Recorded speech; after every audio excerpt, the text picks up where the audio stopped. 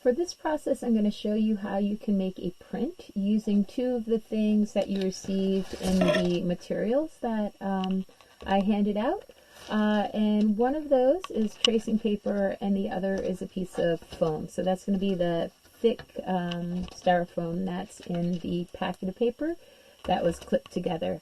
What you're going to want is a magazine, and because you're going to be making a print about emotions, you're going to want to pick a person.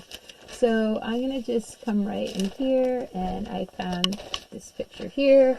And since it's full figure, I am going to come in and just trace that out on the tracing paper. So you see the tracing paper allows you to see through, and you'll be able to trace your details out. The other way you could do it, if you want to, if the direction that it's facing doesn't matter to you, you could simply just tape this on top and trace the details out that way. So either way will work. If you want to figure out where your lines are going to go first, you can use the tracing paper.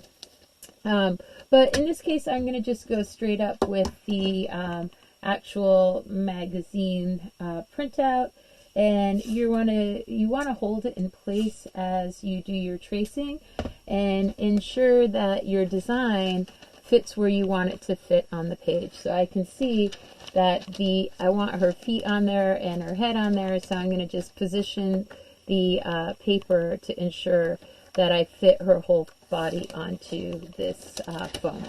So I'm going to come in there and just tape it in place, and then I am going to use a pencil. But the thing is with the pencil, you want to ensure that it's not a super sharp pencil, that it actually has a blunted tip, because you don't want to rip through the paper that you're drawing on, nor do you want to tear the foam that you're going to place it down on top of.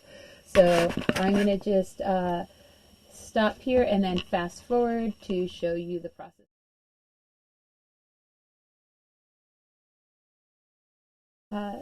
So now that I have traced my drawing and I've placed the impression in the foam, what I'm going to do is use my pencil to reinforce those lines. And when you're reinforcing the lines, again, you don't want it to be a sharp pencil. You want it to be a little bit blunted on the tip, and that's going to allow you to reinforce your marks in the foam and pull out all those details. And sometimes you just have to hold it up to the light so that you can see the lines a little bit better.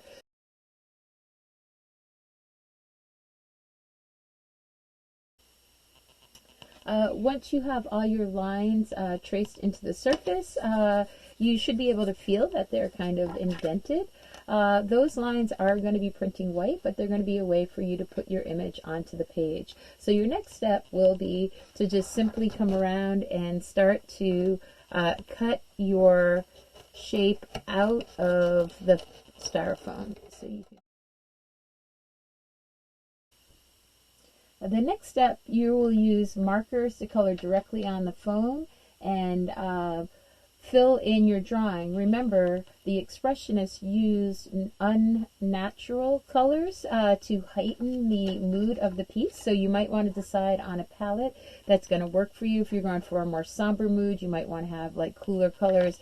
If you want a more energetic mood, you could choose warm colors.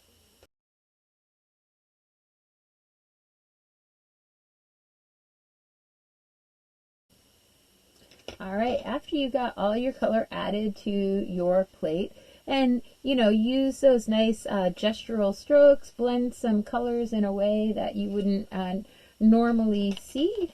And then what you need to do is just take some water, and you could do this with a sponge as well, but you want to get the surface of the paper wet, but not so it's completely drenched. You want it to be like a light coat of water with no large puddles, because the puddles will make it run. Then what you're going to do is take your plate, place it down on the wet, and then you're going to just burnish it from the back.